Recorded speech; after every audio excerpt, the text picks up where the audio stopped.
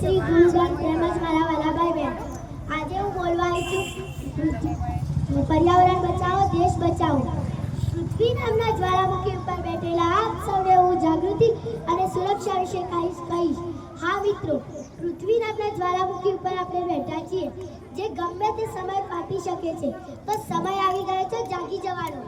समय को जिसने नहीं समझाया उसको मिटना पड़ा, दिल तलवारों से या फूलों से कटना पड़ा.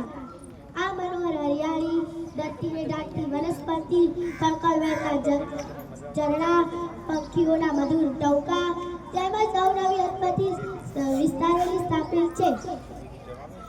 પશુ પંખીઓ સૃષ્ટિ આ બધું કાયમ રહેવાનું છે. તો તમે બધા જ ખોટા બ્રહ્મા છો કે પર્યાવરણનું જતન કર્યો વિના આ બધાનું બધું કોઈ રહે નહીં. આજે ઔદ્યોગિક વિકાસના વિકાસે ગાળપાના આડે ગળે વૃક્ષો કપાય છે, જંગલોએ રેગિસ્તાન બનાવી નાખ્યું છે અને તેના કારણે એક સિસ્ટમ કરવામાં આવી છે, ઇકો સિસ્ટમ કરવામાં આવી છે જે દિન પ્રતિદિન પૃથ્વીનું તાપમાન ઘટતું જાય છે.